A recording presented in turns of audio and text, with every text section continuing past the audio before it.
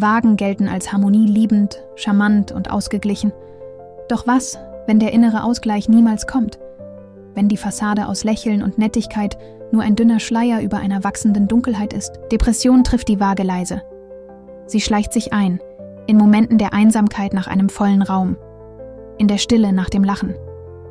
Wenn niemand da ist, den man glücklich machen kann. Die Angst vor Konflikten lässt sie schweigen, auch über den eigenen Schmerz.